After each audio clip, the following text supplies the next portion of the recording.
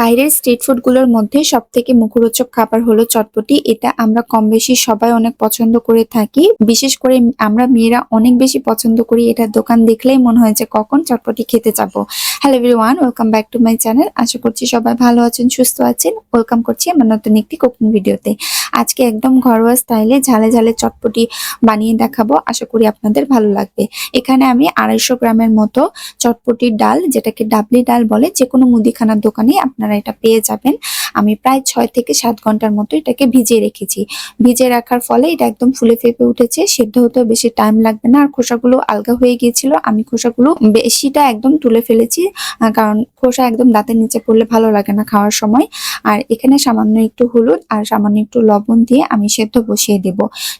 আন্দাজ অনুযায়ী আমি পানিটা দিয়ে দিয়েছি। আপনারা চাইলে প্রেসার কুকারেও কিন্তু সেদ্ধ করে নিতে পারেন। আর যদি এমনি নর্মাল পাত্রে এটাকে সেদ্ধ করেন, তাড়াতাড়ি সেদ্ধর জন্য একটু বেকিং সোডা দিবেন, তাহলে দেখবেন তাড়াতাড়ি সেদ্ধ হয়ে যাবে।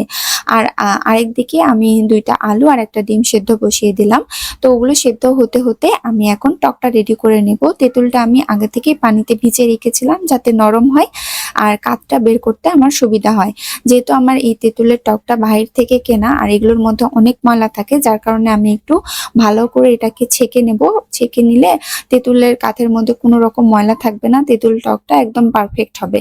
তো আমি ভালো করে একদম সবকিছু ক্লিন করে নিয়েছি, মানে ছেঁকে নিয়েছি। এখন আমি এগুলোতে মশলা অ্যাড করব। আজকে আমি রাঁধুনি রেডি মিক্স চটপটি মশলা দিয়ে চটপটিটা বানাবো। তো টকেও আমি হাফ চা চামচের মতো চটপটি মশলা, তারপরে চিলি ফ্লেক্স অ্যাড করে দিয়েছি প্রায় হাফ চামচের মতো, তারপরে চিনি দিয়েছি 1 চামচ, লেবুর স্লাইসের একটা লেবুর স্লাইসের রস এখানে দিয়ে দিয়েছি। তো পরে আমার আরো একটু ঝাল কম লাগছিল, ঝাল আর একটু চটপটি মশলা অ্যাড করে দিয়েছি। তো এটা আপনারা যে যা স্বাদ অনুযায়ী লবণ চিনি একটু কম বেশি বাড়িয়ে দিয়ে টকটা রেডি করে নিতে পারেন।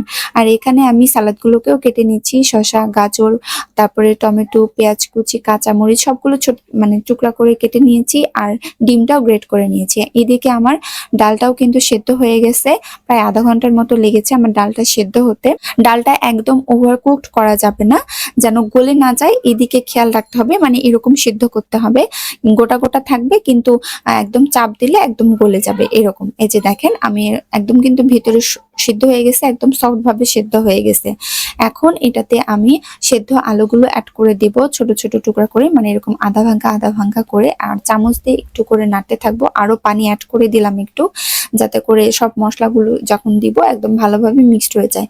একটু পানি দিয়ে এখন চামচ দিয়ে আধা ভাঙ্গা করে দিচ্ছি, যাতে থিকনেসটা খুব সুন্দর আসে।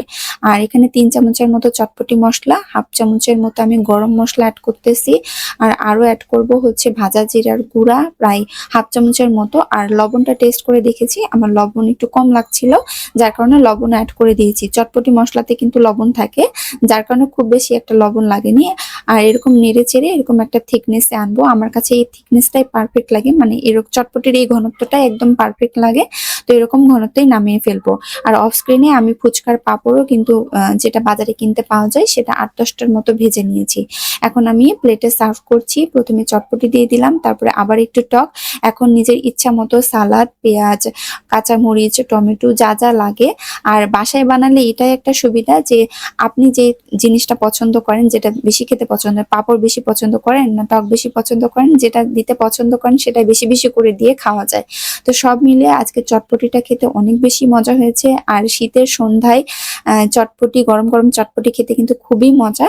এভাবে রান্না করে দেখবেন, খুবই তাড়াতাড়ি রান্না করা যায়, কোনো ঝামেলায় পোহাতে হয় না।